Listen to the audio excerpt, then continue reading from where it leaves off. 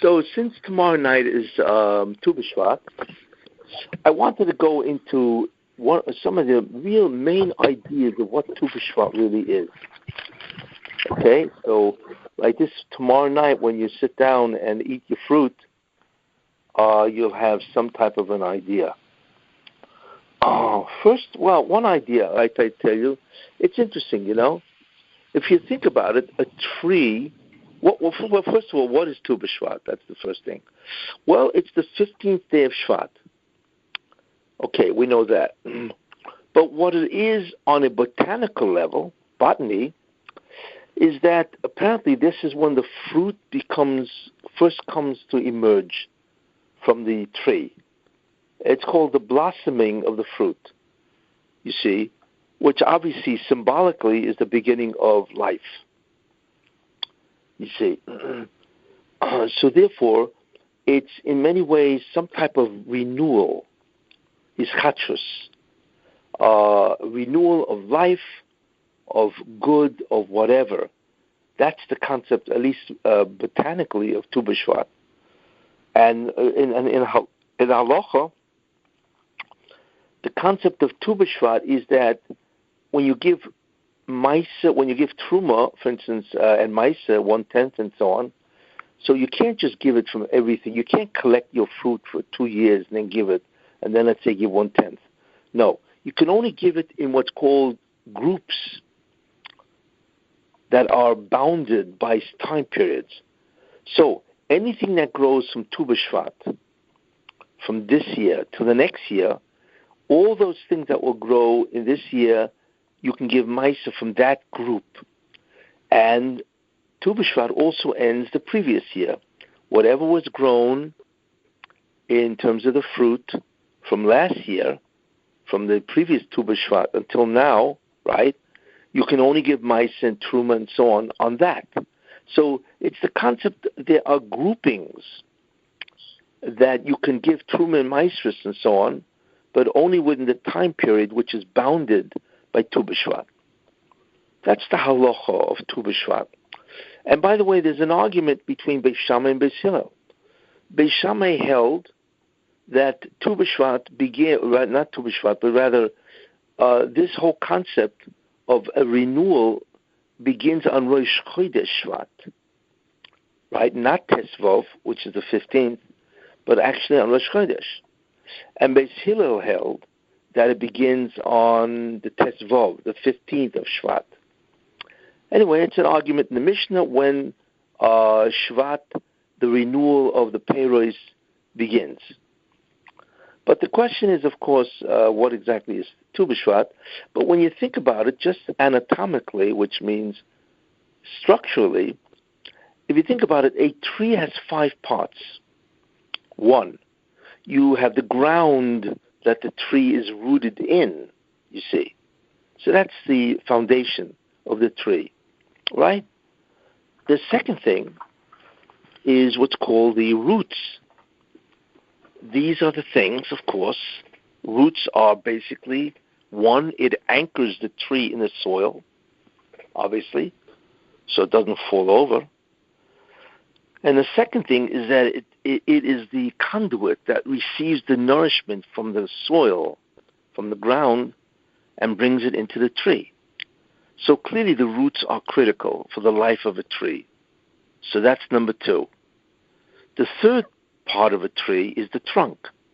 So all of it goes from all the roots and is unified in the trunk, right? Now, from the trunk, it goes to part number 4. And, of course, those are all the branches. And the branches, of course, as they say, branch out. You have the main branch, and then that subdivides into smaller branches and so on. And finally, it subdivides into twigs, right? That's number 4. And then you have number 5, right, which is the actual fruit. You actually can say, which is what emerges from the twig, right, which is really, in many ways, the leaves, the flowers, and the fruit. So those 3 things emanate from the tree itself, you see. So actually, you can actually compare that, which is interesting, that there are 5 realities. There are 5 Ilamas. So it's almost like, when we say about the tree of life, that tree represents really all reality. You see, it represents the ground, which is the foundation, and that is the first world reality, which is Olam Haba. In Kabbalah, it's called Adam Kadmoin, primordial man, right? Then you have the second, which is the roots, right, which really begins the tree proper, and that is Atzilus, which is the world of the divine. Then you have Bria, the world of creation, right, which is the trunk. You have Yetzira, which is the branches and twigs. And then you have Asiya, which is our world, which of course is really the emanations of the branches. And like I said, you have leaves, you have flowers, and you have fruit. Those are the things that emanate, you see, in our world and so on, And so a tree is a structure, is a structure of this world, of the entire reality, you see. And there are other ways you can also connect it, and so on. But that's an interesting analogy of what a tree really is. So this world, of course, is represented by what emanates from the branches. And like I said, it's the leaves, and it's the flowers, and it is also the fruit. Great. Okay, so that's the first idea. Now, the second idea, which I wanted to mention, and that's why you have the Eitz Hadas Tov Ra, the tree of knowledge of good and evil, and the Eitz HaChaim. You see, now what does that mean? Okay, I once mentioned, and it's a very important structure actually, and that is that there are really 4 aspects of reality. There were supposed to be only 3, but a 4th emerged. What is that? And the first one is called the reality of Olam Haba. Forget about this world. It is the reality of Olam Haba, and that reality is where there's fundamentally 2 essential existences, things, entities. One is the divine, which is God, and the second is the neshama, the soul. Those are really the 2 basic entities of all reality in a way which we cannot even comprehend. Everything emerges from that. The divine, which is God, the Ein Sof, and then you have the Shekhinah, and then you have the Neshama. So that's the first reality, you see. So in that sense, you have, if you want to look at the Ribono Shel Olam, that's one. The second reality is what's called the Neshama, which is the Zulosai. It's called that which exists besides God. That's number 2. The third reality is called Ruchnius, spirituality. It is the world of the spirit. And that's fundamentally the world that is not the Neshama. It is the world of all the agents that in some way interact with everything else. So in that sense, that's number 3, right?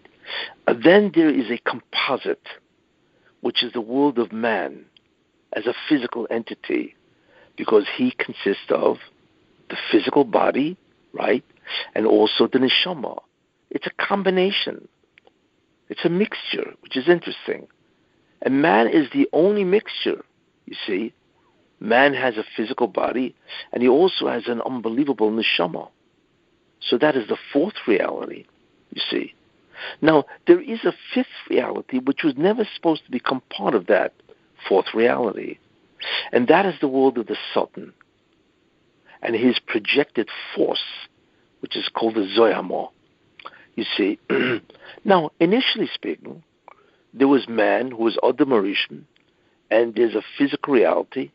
Although Adam wasn't really physical like us, it was a much greater, refined physicality, almost all spiritual, almost. And he was supposed to keep it that way, you see. And as a result of that, if he would have done the mitzvah by not eating from the tree, the Eitz Hadas Tov Ra, then his physicality would have become spiritual and slowly would have gone up the ladder, reversed. It would become the spirituality of Yetzirah, Bria, and then Atzilus. And then his body would have become what's called pure soul. But instead of going up, taking the elevator up, he took the elevator down, which means that he became much more physical because he sinned. Not only did he become more physical, but he entered a world of Zohama, of Satan, where the Satan rules, you see. And the world of the Satan is the world of Zohama, which is some type of a force. It's called Tumah, that the Satan can project and latch on to you, and then all kinds of things happen. The most important thing that happens to you is that you get a true physical body that decomposes. That's the result of the Zohama, because what the Zohama does, it decomposes everything in its path, you see. So, we understand something that's very fundamental. So therefore, the reverse has to occur, which I once mentioned. The first thing is that you have to get rid of the Zohama, you see. So it takes 5,700, let's say, hopefully in 81, where man actually destroys ultimately the Satan, where he weakens the Satan. And I'm going to talk about that. The stages of satanic existence, you see. And therefore, that's what his first job is. It's for the first Olam Hazeh, which is to get rid of the satanic influence. And therefore, then he enters a world of what? Of physicality, but without Zohama, you see. And that is, in many ways, the world of Abomination. And that's Tchias HaMesim. Tchias HaMesim is when there's no Satan at all involved in your guf, at all. And therefore, you can get up from the dead, and you are now physical, but no longer with any Zohama, any influence from the Satan. And then slowly you reverse, which I had mentioned once, but it's very important.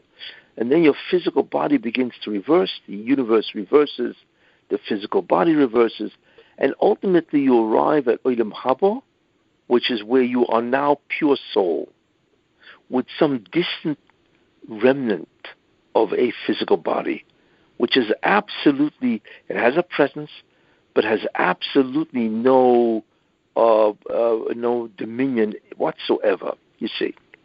Okay, so that's a very, very important idea. Good. Now, so that's the first idea, the concept that we are now in the world of the Zohama, and therefore we have to deal with the Satan, you see. Now, we also know, you see, that in order to deal with the Satan, right, you have to take back whatever energies he has got because of the sins of the Jews. You see, and that we do, of course, in one of three ways. We either do mitzvahs, tshuva, repent, or yisurin, or we suffer. And what that does is it removes the kedusha that the Satan has, you see, thereby incredibly weakening the Satan. And the second thing it does is it brings down kedusha into the world. And therefore when you bring down kedusha, that's when your body begins to change, you see. And as I had mentioned, there are 8 different agents for this. And I gave a shiur last week, or was it the week before, the concept of the Bechor, that there are 8 nations that are in charge of, in some way, persecuting the Jews, afflicting the Jews, right? And as a result of that, the Jews' suffering removes a great deal of the kedusha that the Satan took from the sins that the Jews did. And I had mentioned that there are 8 of them. Just a brief statement. There was Egypt, then there was Babylon, there is Persia, Greece, Rome. And then there's the end of time. Now Rome, I mentioned, is really Esav, who became Edom, the Edomites, who became Rome, who became Christianity, who became the Western civilization, and so on. So these nations, in some way, will allow the Jewish people to take back the Kedusha that the Satan has by suffering as a result of their sins. These are the fundamental agents, you see, that we have to deal with, and they are given firstborn status by the Satan to do it. And by us remaining righteous and doing mitzvahs and also suffering, we take back all the kedusha that the Satan has, and therefore is able to control us with his Zohama. So that is the concept of the agents of the Satan, you see. Now, what is important to know is that this tumah, this Zohama that the Satan can project, you see, has different stages of its existence. In many ways, what is tumah that the Torah talks about? For instance, if you touch a dead body, right, you become tameh. You see, tumah is a spiritual entity, but what is it really? And the answer is that the tumah exists on two levels. One you can get rid of, and one you cannot. The one you can get rid of is the tumah, as we know, because you can go to the mikveh and you become tahor. Tahara is an absence of tumah. That's all it is, right? There's a concept of tumah, which is as I will say, is a spiritual entity that enters the body. Tahara simply means you are absent of that tumah. You see. Then the other dichotomy is called choil and kedusha. Choil means you have no kedusha, and kedusha is an entity which is kodo, which is of divine origin. Actually, it's a ruach from above, and that's kedusha.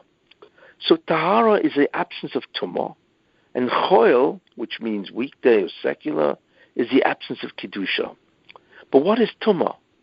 So tumah. Now, what I had mentioned is that the Zohama entered Adam Harishon and Chava. And what that means is that Adam and Chava fell into an environment, it's actually the whole world, that the Satan occupies. And he is able to control that universe because of what's called his Zohama. Now, the Zohama entered Adam and Chava immediately, and you can't get rid of it. It's permanent so far. In other words, it's fixed. There is no real way to get rid of the Zohama in a normal way, you see. So Zohama is what's called completely intertwined with the physical body, and it's even intertwined with all physical matter, you see. Therefore, the body decomposes and dies. All living things decompose and die. And what's interesting is that even inorganic substances also decompose in the sense they become disorganized and they turn into regular energy, and they also, deteriorate and so on. This is the Zohama at work. The problem is that the Zohama is in your body, and ultimately it will kill you, you see. And whatever the manifestation is, that a cell does not divide more than 50 times, and so on, and then the person, of course, does not in any way regenerate any new cells, and he dies. That is the product of the Zohama, which the Rebbe added to the DNA, which is interesting, and so on. That's why at the end of every chromosome, which is nothing more than the package that has DNA in it, for those who know what DNA is, for the staff of life, at the end of it is called telomeres. And every time a cell divides, it loses a telomere. And if you lose all of them, the cell does not divide. And obviously, if all the cells in the body don't reproduce, or divide, and the person dies. So this Zohama, which is represented by the telomeres in a cell, which is fascinating, can only divide 49 times, which is interesting. 49 levels of tumah. Interesting. But in any case, and then after that, the cell does not divide and it dies. And if enough cells die, so does the person. But the main idea is that you cannot get rid of Zohama really at all. It's part of the fabric of the human body. You see. But the Zohama somehow is intertwined on a spiritual level with the physical. But there is an aspect of Zohama that you can get rid of, and that is tumah. Tumah is really surface Zohama. You know, it's like looking at water, and on top of the water, there's a surface.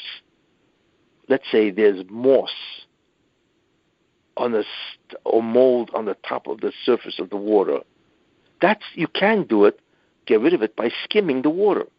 The tumah is nothing more than surface Zohama. But the interesting thing about the Zohama, right, or the surface of Zohama, which is tumah, is you can get rid of it. One of the main ways or basic ways is you go into a mikveh. Now, what a mikveh is a collection of water, 40 saws of measurement, right? And when you go in, it's interesting that the tumah of the Zohama cannot go into that mikveh. So as you go down and down and down into the water, the tumah, which is the surface of the Zohama, cannot go into that mikveh. That's the divine decree. And therefore it rises up and up and up until when your head goes all the way into the water, then the tumah is removed. You see? That's interesting. That's how the mikveh works. It pushes the tumah, which is the surface of the Zohama, up and up and up until when your head is completely submerged, the tumah leaves. So that's what tumah is. It is surface Zohama.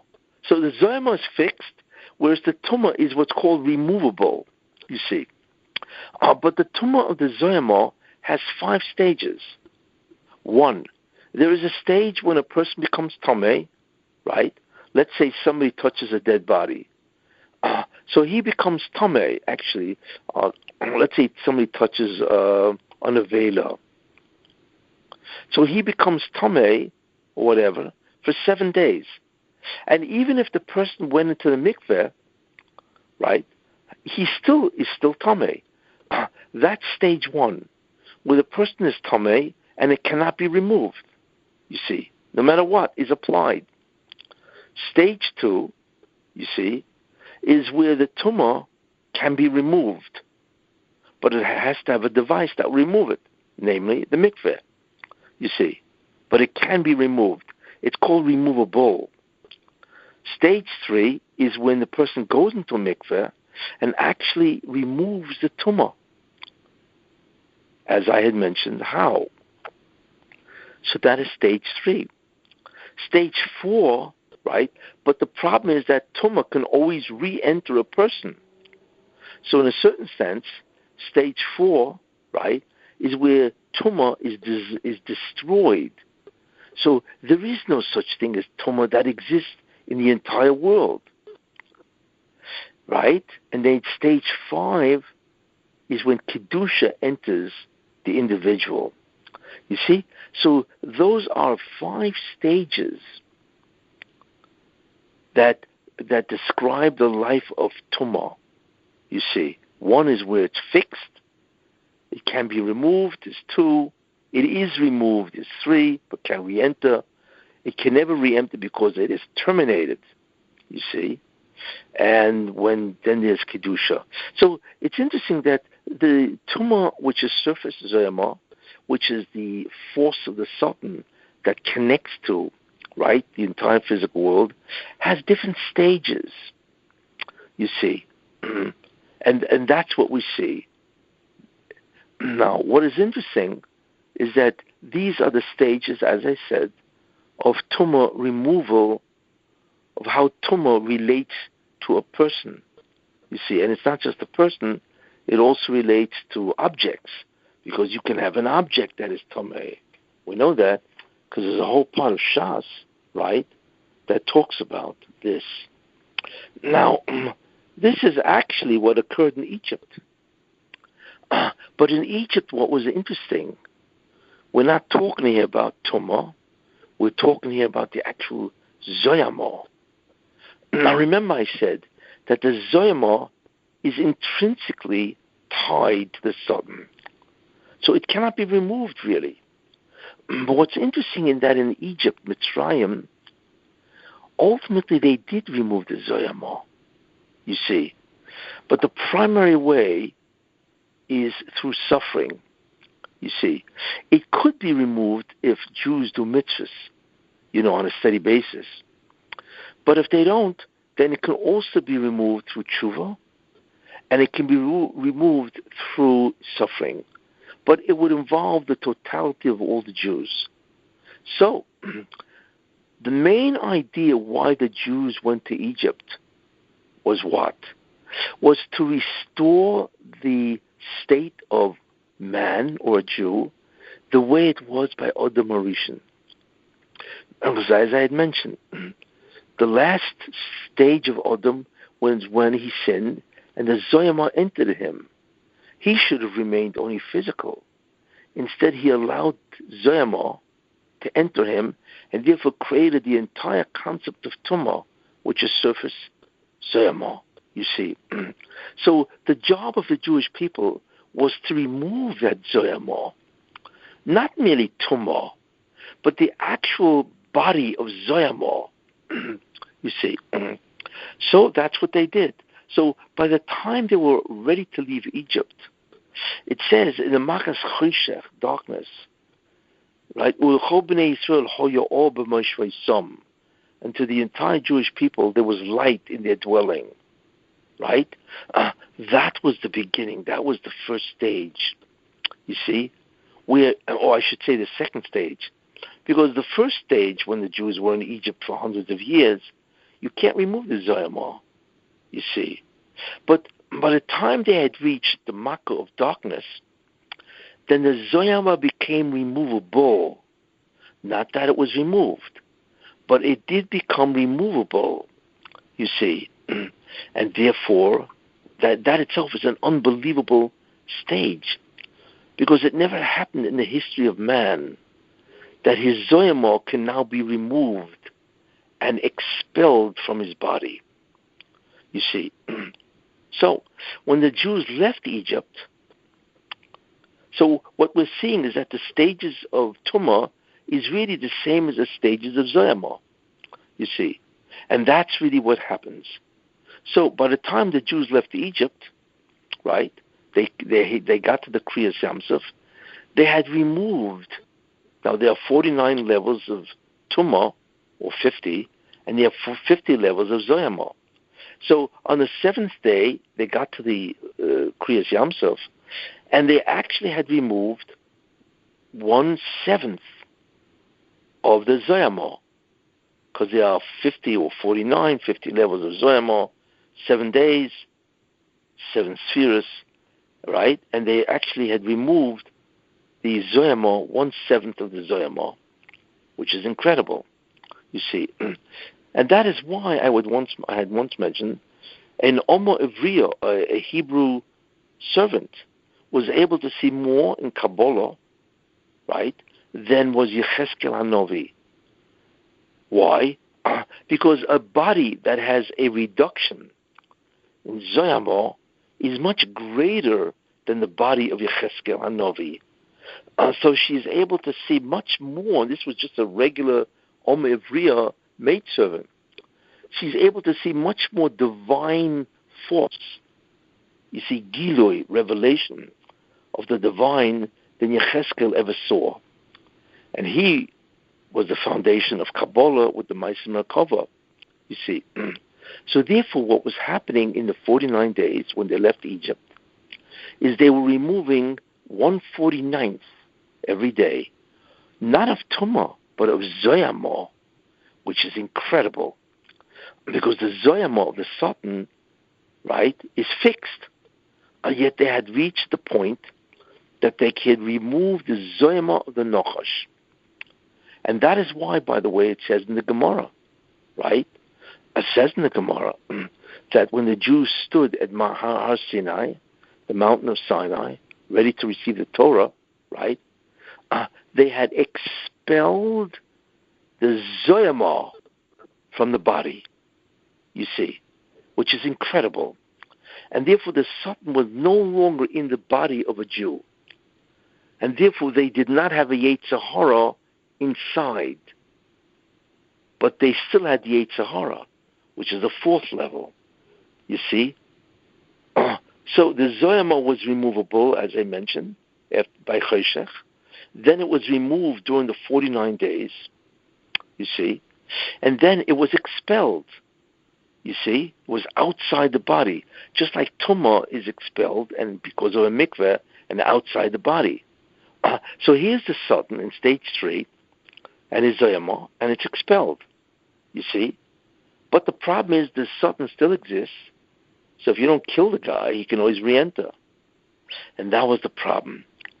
The Satan somehow convinced the Jews that Moshe Rabbeinu was dead, and they sinned at the golden calf. So therefore the Satan was able to re-enter the body. But what the Jews did is they did expel the Satan at some point in time, you see, which never happened. The only time that ever happened before was by Adam Rishon, before the sin. When the Satan was not in the body of Adam, and that's why Adam would. It was with the Satan could now, the Satan had to convince Adam through an argument, but not in terms of a drive, you see. And that's the same thing that happened by Matan Torah, where the Jews stood at Har Sinai, having expelled this entity called the Satan or Tumah from the body itself. Tragically, of course, it re-entered because of the sin of the golden calf, and so on, you see. Now, eventually, in the Messianic era, right, we will reach a point, same thing. We will have suffered enough, and we will also have made the Zohama removable. And I'm not talking about Tumah. I'm talking about the Zohama, which is far more fundamental to the human body, or actually to the entire physical universe. There will come a point of time when the Zohama will be removable, just like Egypt, you see. And at that point in time, right, it will be removed. And then the Satan, with his Zohama, will be expelled from the physical universe. And that's when Tchias HaMesim can take place. Because once the Satan is out of the physical, then you can have Tchias HaMesim. The body can get up. And when it gets up, there's no Zohama, you see, which is amazing. And then along comes Mashiach ben David and kills or transforms, whatever he does, to the Satan. So there's no such thing as Zohama that exists. It's over with, you see. And therefore you can keep your body forever. And then the task is to change the body, what's called Zikuch, which I had mentioned, you see. So these are very fundamental and basic understandings of what happens. Now, however, there are time periods in the world, in the year, that in a certain sense symbolizes these stages, you see. So, Teves represents several things. The month of Teves. First of all, the month of Teves is the real winter. And the winter, we know, everything dies. Trees shed their leaves. You know, everything is freezing. It's cold. Winter represents, almost like a suspension of life. You see. So that's like the Zohama that is fixed. Then along comes Shvat. Now, according to Beis Shammai, it's Rosh Chodesh Shvat. According to Beis Hillel, it's Tu B'Shvat. But whatever it is, Shvat is a month where the Zohama becomes removable, which is stage 2. You see. So Shvat is an incredible month. Why? Because in many ways it is the termination of the domination of the Zohama on the physical. That's really what it is. And as such, because the Zohama can be removed, it's removable, right? Even though it's not removed, but it's removable. Therefore, life can begin in Shvat. Because once you diminish or weaken the Zohama, right? Once it's removable, then that's called a hischachus. That's a renewal of life. Because the Zohama is no longer connected the way it used to be. You see.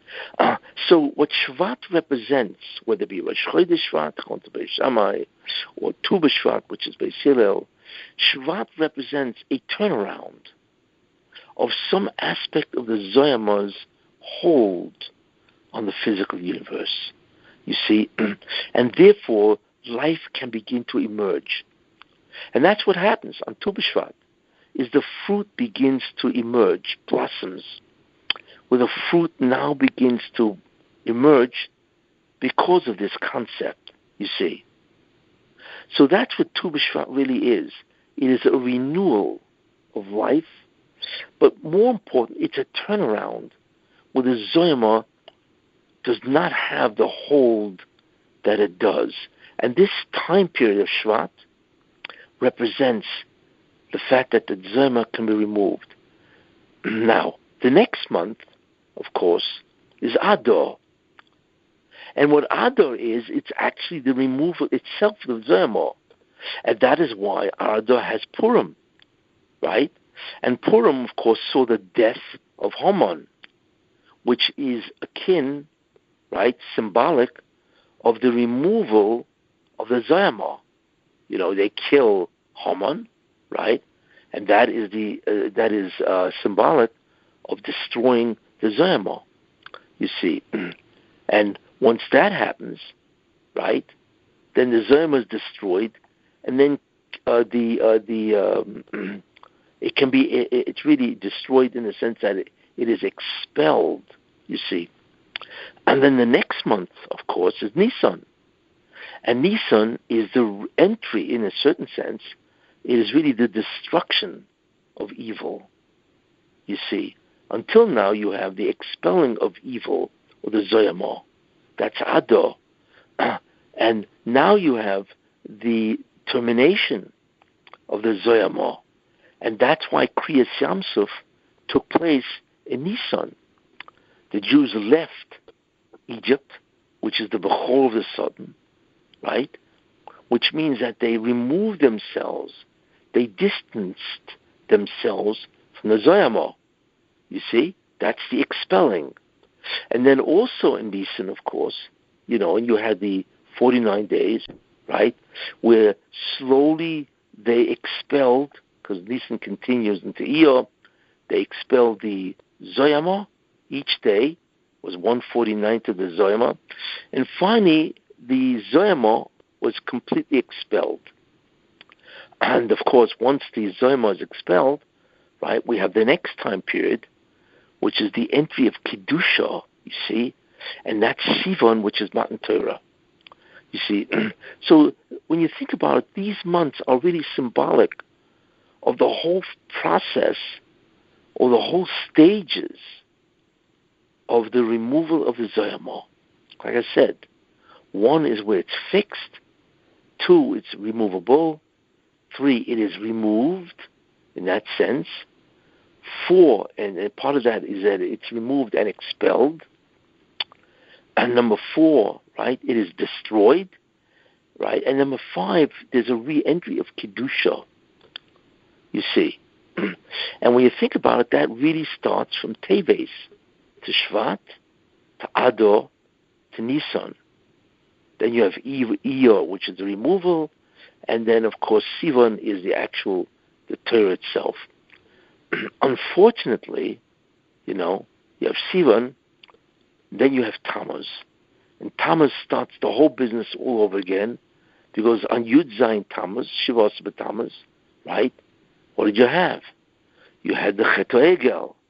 So therefore, Tammuz represents right? The re-entry of the Zohama into the human form, you see. And then its intensification, which of course is of, and that of course symbolizes the destruction of the Beis HaMikdash. And then again, you begin again the removal, you see, and that's why Tesvav of is the beginning of the removal, not removal, but the removability of the Zohama, Satan, you see. And then you have the Elul, right? And you have the 10 days of Sukkot, I should say the Aseret Semei Tshuva, and so on, which is a symbolic idea of the removal itself of the Zohama, you see. And then you have the Sukkot and Hoshana Rabbah, which is the destruction. See, so in many ways, it's interesting that the months of the year are symbolic exactly of the stages of Tumah called the Tumah, and the stages of the removal of the Zohama, you see. So getting back to Tu B'Shvat, so what Tu B'Shvat is really is a hischatshus. It's a tremendous beginning. It's a renewal. Why?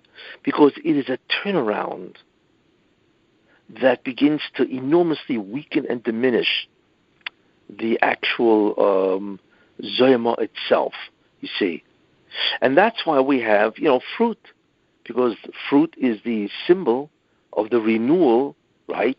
The renewal of life. And life, of course, is the opposite of death, which is what the symbol of the whole Zohama, its essential characteristic, is that it creates death or decomposition, you see. So we eat fruit and we make the broch of it, right? And so on, whatever. And as a result of that, this is the concept of a renewal of Kedusha, or the removal of Tumah.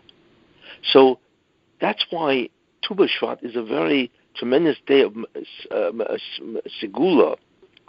It is, and that's why it's in many ways celebrated, because it is the beginning, symbolically that is, of the end of the Zohama, you see. And therefore there's no Tachnun on Tu B'Shvat. And in many ways it's a day of joy. There are many people that have a whole bunch of fruits, and so on, and they commemorate this. But that's what we are commemorating Kabbalistically, you see, and that is the beginning of the eradication of the Zohama itself and the restoration of man as he was supposed to be by Adam Marishan, as a physical being, Geshem, not with Zohama. And then man would have reversed the Zohama, or rather the physical body, further refinements and so on, until, of course, he would become from physical to spiritual, and then he would become a spiritual being to what's called pure neshama, which is called zulosoi, or just an other. And that is the greatest state of man, to be a pure... Man is not even spiritual. One could say that man becomes divine. There's a certain type of substance, right, which is divine substance, even though, of course, it's not God. So in that sense, people become like God in that way, where the substance of man becomes such a kedusha, such a high level of holiness, that one can say divine, you see? And that's why Moshe Rabbeinu, that's how he was able to do it. When it says Moshe Rabbeinu was Chatzi Ish, was half man, and Chatzi Elokim, half God. Now what does that refer to? Well, that refers to a type of body, you see, that is not even spiritual. It's half divine. That means there is such a concept or a phenomenon of man being divine. Of course, it's not the same thing as God, but it is of such a nature where man is not even spiritual. You see? In fact, it says in the first Elokim Ato, it says in the third day, I think Sfaradim also read it, Yom Shlishi, B'Shabbos, the Tehillim, where it says there that the Bnei Elokim, that Elokim Ator, you are God. Actually says that in the Tehillim, you see. But what does that mean? That means man is capable and ultimately will reach a substance or a material which is literally, or almost, I should say, of a divine nature. And we have no comprehension of what that means, because not only are we the ultimate level of physicality, I mean, we are really gross physically, but we have Zohama, which is even worse. You see, it's a complication, and that has to be removed. So all of us are looking forward to becoming no Zohama, which is a Mashiach ben David, because Mashiach ben Yosef is the one who gets rid of this, who contends or fights with the Satan, right? That's what it means, Amim Yanagab, he will go the nations. Then Mashiach ben David reduces man, or the Jews especially, Tchias, where we have no Zohama at all. And not only that, but he annihilates the Satan, right? Or he transforms him, whatever. But he annihilates the whole concept of Zohama. And then we begin the process of becoming Ruchni, spiritual. And then we become the process of divine, which means we are greater than the Malachim. Until now, we are lower than the Malachim, because they are spiritual in different levels, because it depends on the world. It's Sira or Bria and so on, right? And we're lower than them because not only are we lower because we're physical, we are lower because we are also Zohama, you see. But eventually, we ascend over the Malachim, and we become divine, and they are only Ruchni, you see. So the neshama becomes an incredibly divine entity that is almost infinitely greater than the malachim, you see? And we don't even realize. And that's what happens, you see? So Tu B'Shvat, symbolically, is the turnaround and the beginning of the end of the Zohama, and therefore it produces Chachus, renewal of life. You see? And that's what Tu B'Shvat is, and it is a tremendous day. Really, we should be happy. Hopefully that will mean that this is symbolic of this year, Tavshin Pei Aleph, where the evil of Esav, which now dominates, the evil of the entire world, which now dominates, this year will be removed, and we will begin to now go up the ladder with Mashiach ben Yosef, destroying, contending with the evil, and then, of course, the entry of Mashiach ben David, which will remove the Zohama, even though the physicality remains. And the physicality itself is removed only at the end of 6,000, which is the beginning of the spiritual reality. Okay. Any questions?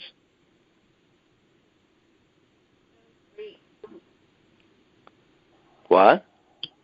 That was great. Can you speak louder? That was great. Good. I'm glad. I was able to give a great cheer.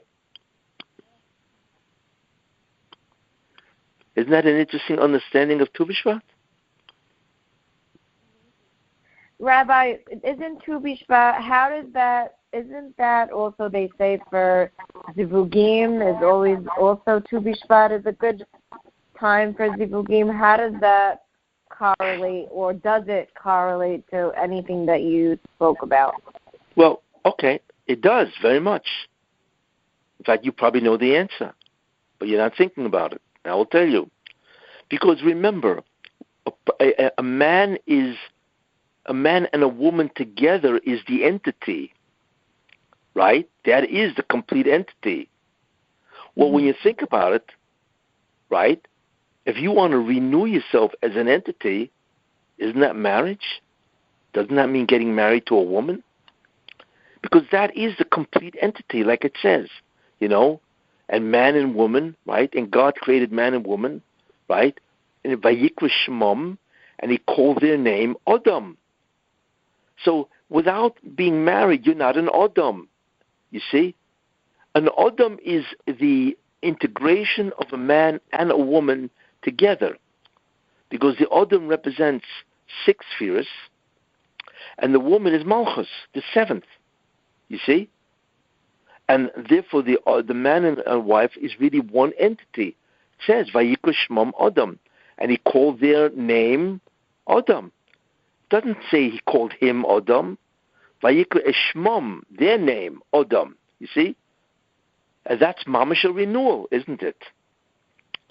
That is a hischatshus of the entity as it really is. It's a complete entity, a complete machine that will do the tikkun. You see? So it fits perfectly, doesn't it? Yeah. Wow. Great. So it's probably a great time to pray for Shidduch. So can you pray for her? Shiur, what was that? Pray I can't hear you. What? So pray for my sister. She's on the phone. Shiur Sarah Bat Esther. Shiur Sarah Bat Esther. She should find a great husband, right? Amen. Benekal, easy, and Bekorov Mamish, right away. Okay, so Rabbi, Amen. how do we know if we're in how do you know if we're actually in the process of the Geulah if everything on the outside world looks not, in a sense, because it doesn't look it like in the Geulah you hopefully we'll be in we'll feel higher and we'll feel happier and excited but when you look outside on the outside world, on the stage of the world, it's just getting worse and worse and worse. So how can you uplift us in that way? Bless you. Well, like I had mentioned, remember, I had mentioned previous year, the model of the Geula has to look like Egypt. And since the Jews were being rescued or redeemed, is because of the Memtesh Shari Tumah. Therefore, right, Memtesh Shari Tumah means you have to save them or else forget it. So the Mashiach has to come. And that's why Moshe Rabbeinu come, even though they're Memtesh Shari Tumah. But the problem is, we know, is that they have not done the tikkun. In fact, they were supposed to be there 400 years. They were only there 210. So 190 years worth of whatever it was supposed to be is missing, right? And that's called Kates. Kuf Tzadik is 190. And 190 years were missing. So the Rebbe Shema had to speed up all that suffering, because that was the major method. He had to do it in the couple of months that he did that, but unfortunately the way was with suffering. So therefore, the Egyptian model of redemption has an enormous intensification of evil. You see? And that's what it means that the window almost closes. It has to reach a minimal gap. Because if there's no gap, then there's no energy or spheres coming through, and the entire universe is destroyed. You see? So it gets darker and darker, right? In fact, if you think about it, right, what was the 9th Makkah? It was darkness. You see? Choshech, exactly. You see? And it's true that the Jews had light, because it says, and to all the children of Israel there was light. That is true. But symbolically, it really means that there will be darkness. Tremendous darkness. That it's funny, the Egyptians could not get up. And it says that the darkness wasn't the absence of light, you see, because then you can move around. You can light candles, do whatever you want. They could not get up because the darkness was an actual substance. You see, that was an actual thing, not an absence of light. It was a real bria, and they couldn't get up. So imagine they had to sit there paralyzed for 3 nights. But that symbolizes the darkness of the end. You see? And then right after that, there was Makas Bechoros, right? Where the Klippa of Egypt, the Bechor, was killed. everyone was killed, you see? Therefore, before the real redemption, when evil will be destroyed, there has to be darkness, you see? And we are now involved in that darkness. And darkness, we don't know how long that will continue. Hopefully it will not continue long.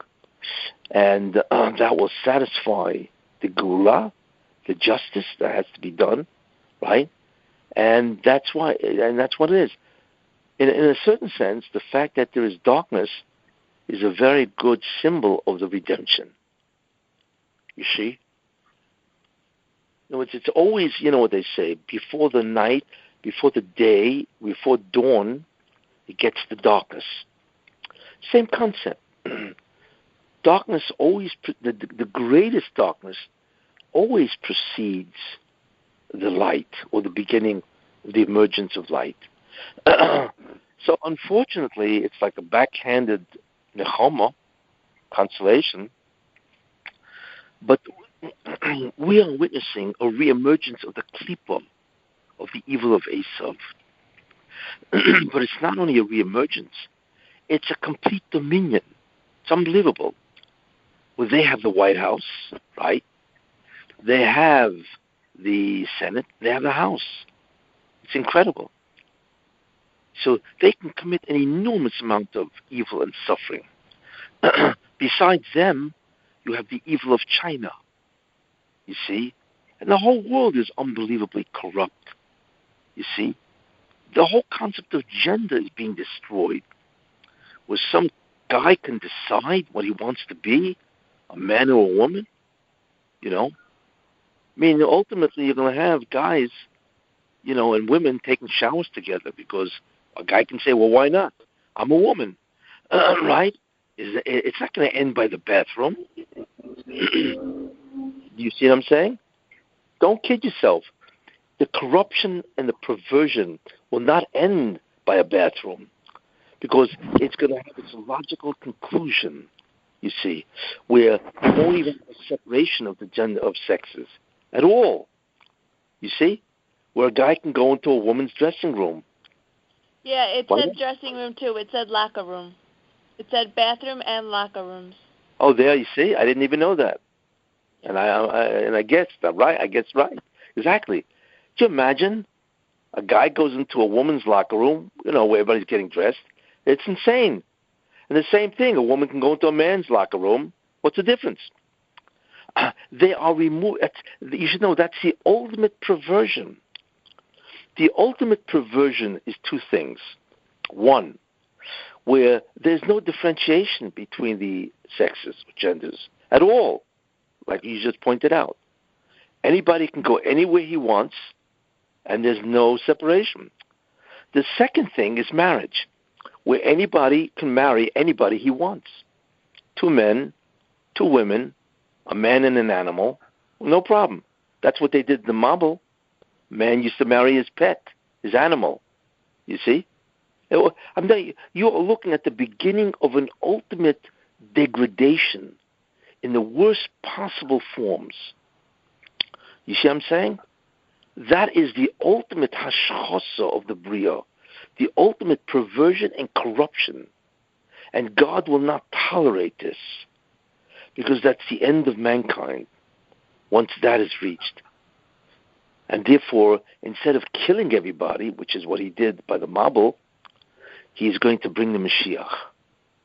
That's his way of ending everything, you see. But you're right. I mean, that's really shocking. What you're telling me that it's also true of a locker room. Wow. You know, it's amazing. It's just incredible when you think about that. Look, you are watching the total, what's the best word to say it? It's a complete descent of man, of mankind, into the greatest perversion possible. You see? But why would Hashem want to save us if he's getting upset from this? Hello? What did you say? Say it again? Why would Hashem want to save us if there's so much abomination going on? And the answer is because he swore to Avraham, Yitzchak, and Yaakov that he would save the Jewish people. And in fact, you say it in Shemona Esrei, maybe Goel, he will bring a redeemer in the first bracha. Leman Shemoy bi'avo, for his name's sake, in love. That's why. He will save it because he does not want this. And like God says, and I will do what I want to do. I will not allow the Bria to destroy itself. I will save it. That's his promise. He swore to Avram, Yitzchak, and Yaakov that he would redeem and save his children. You see? And that's why he's going to do it. Look, that's why he did. Well, that was before Avram, Yitzchak, Yaakov. What was that? I was reading my Amoez, and it was saying that the Jews didn't deserve to be redeemed from Egypt. There were so many that were not good, but because of his promise to the Avot, he redeemed them. So it's the same thing again. Exactly. The same thing again, exactly. That he does it because he wants to redeem the Jews. He swore to them, and we know, of course, the Rebbe will always, will of course, keep his promise, you know. He compared it. He took a rose, the one that were good, along with the thorns, the ones that were bad. Yes. That's what it said in the book. That's right. Yeah. So therefore, that's what's going to happen. You know, in a certain sense, I mean, it's a bizarre way of looking at it. If you want to look at it this way, you can actually hope that Biden destroys America, because the worse it gets, the closer we get to the redemption. Isn't that true? But so are we going to be in danger? Well, it's going to get. I mean, it's really get worse and so on. You know, if you think about it, you know. But the main idea is that it will get worse. The worse it gets, the closer the window comes to the minimal amount where it cannot close more, and then immediately when it reaches that point, then the gates open and floods. That's the gates of Kedusha, and it floods the world, right? And everybody's going to be stunned. You know what it's like? Imagine you go into a house where all the windows are black, and you don't see any light at all, right? And all of a sudden, right, you walk out of the house, and the sun, there's no clouds, completely at noon, and you're blinded by the light. That's what's going to be. It's going to hit you like a blinding light. You see? So you think this is going to happen? When is it going to happen? Say that again? Do you think it's going to happen this year? Well, everybody says Tafshin Pei Aleph is the year. And we've certainly seen that it's much worse. You see? That it's terrible. By the way, this statement that you made, that anybody can be whatever they want, bathroom, shower, whatever, locker room, when was that given? I'll tell you. It was 18 and under was the statement. 18 and under, they can go into any bathroom that they want. When was that? Is that a law now? Find it.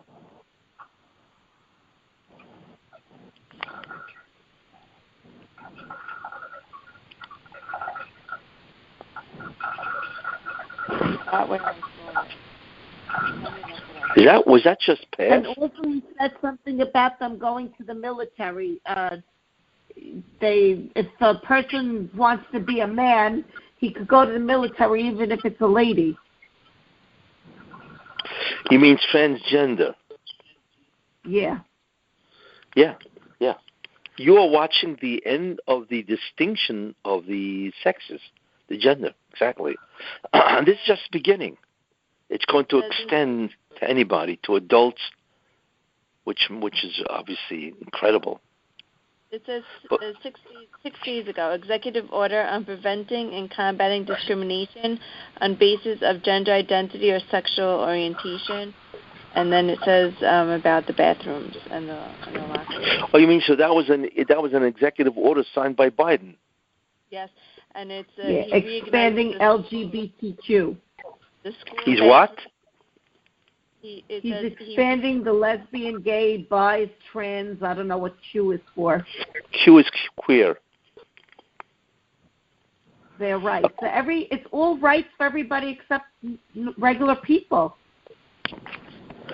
In other words, he's completely legalizing and legitimatizing any deviation from the norm. Correct. No Sheva Mitzvot B'nai Noach. Yeah, which means, and probably that's going to be upheld in the Supreme Court, and therefore, if you discriminate against any of these, right, then you got big problems. You see what I'm saying? Yeah. That's the problem, is that it's going to infringe on your rights. Beliefs. Yeah. So could you imagine some guy's a homosexual, right? And he wants to get a job as a Rebbe in a yeshiva. So the yeshiva is going to have to hire him.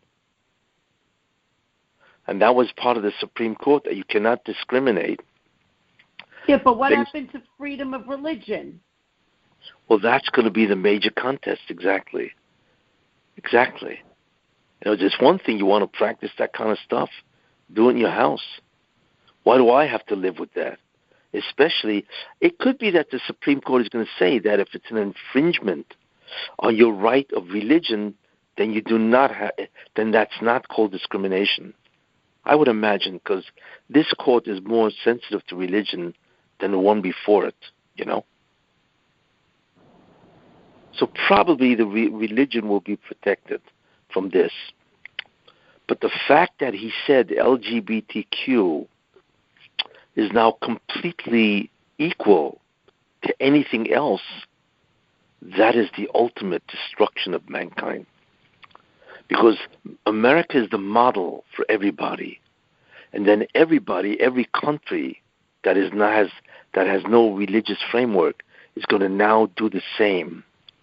So you're going to have homosexuality, lesbianism, all this stuff totally rampant throughout the entire world. It's door of Sodom again. It's like Sodom. Exactly, you're right. It is. It's Sodom. We are reliving Sodom.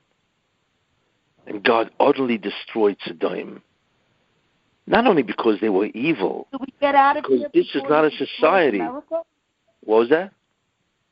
Do we get out of here before he destroys America? Well, you got to keep your eyes open. That's what I say.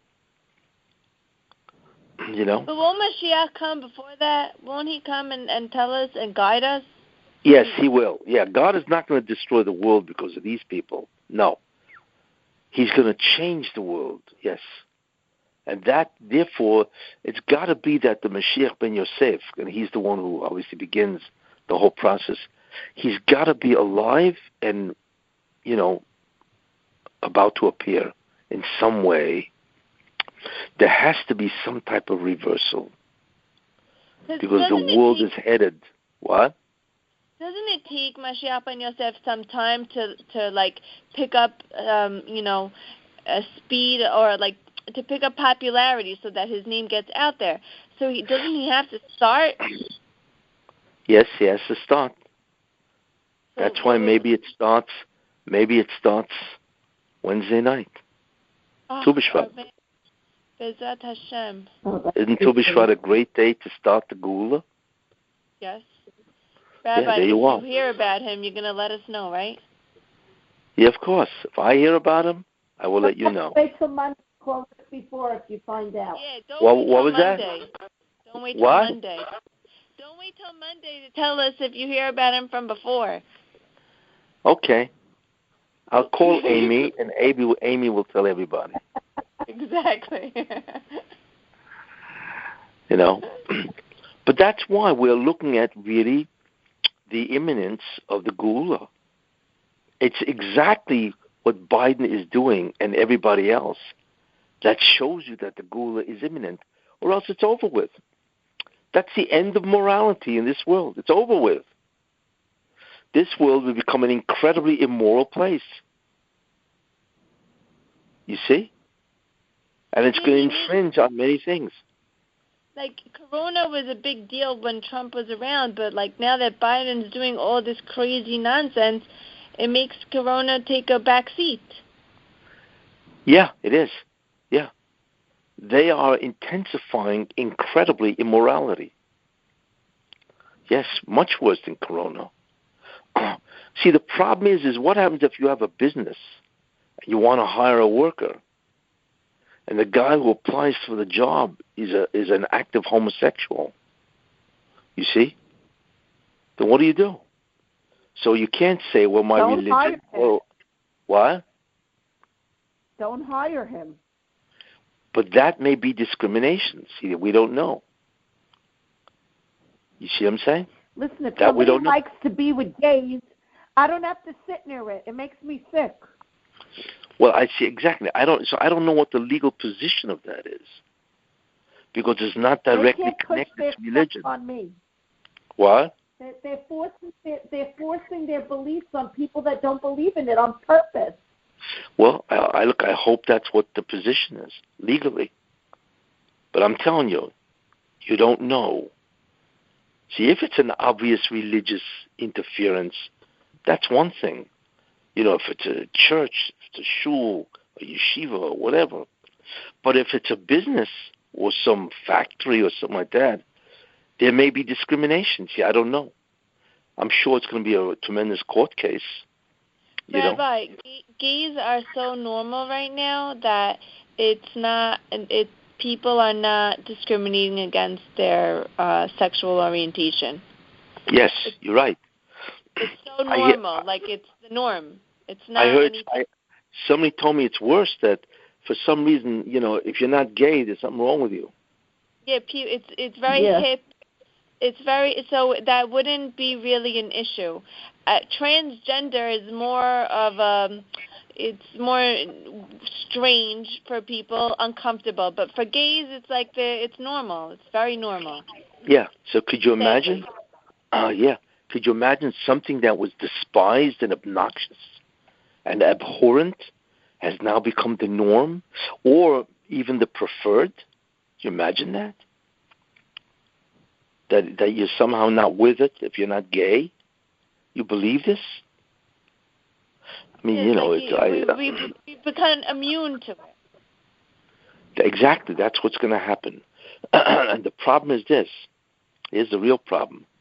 That there are many people that are not gay, but they can go either way.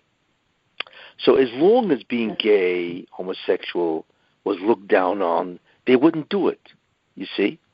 Even though they're what's called bisexual, you see?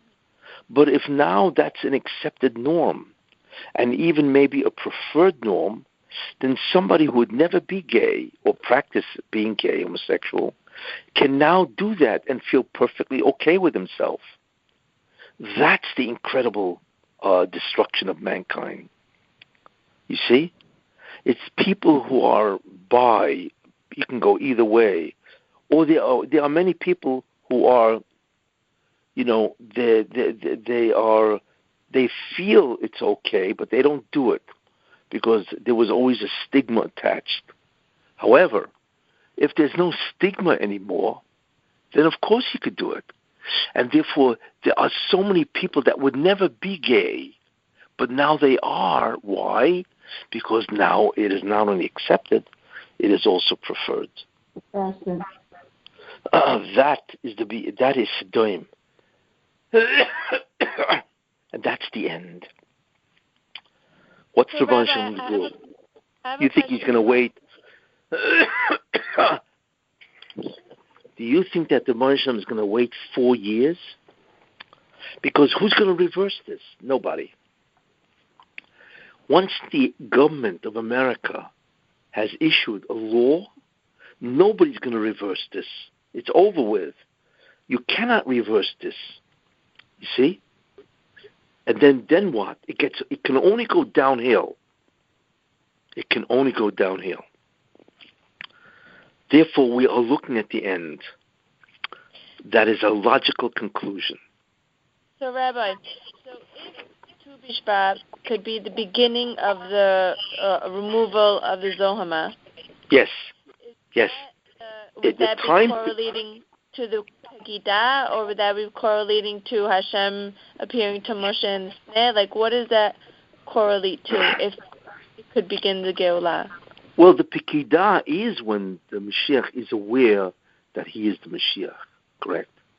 So that would correspond to the Pekida, yes. And that is the end. Once you have the Pekida, that is the end, and then all there is a growth, upward from the Pekida, correct, yeah. Once Moshe Rabbeinu had the sneh, then it was, upward all the way. No, but once he had the sneh, didn't he disappear for 6 months? Well, he went to Mitzrayim. He went to Egypt. No, I'm saying... Then he went back to Midian. No, but then he went back to Midian for 6 months. Well, yeah, whatever it was, that's the real question. What was he doing for 6 months? Well, in Me'amalez it said one Mefarshim said it was 3 months, and another one said it was 6 months. But during that time was when they had to pick up the straw and make the bricks, and that was when he went back to Midian. So but how long was he in Midian? Yeah, so they say some Mefarshim say 3 months and some say 6. But wait, didn't they say that it's also? I read somewhere also that from Nisan to Tishrei is 6 months too. Yes. And that's like the time period of when we would be redeemed, like in that 6 month period. I don't know. But whatever it was, yeah.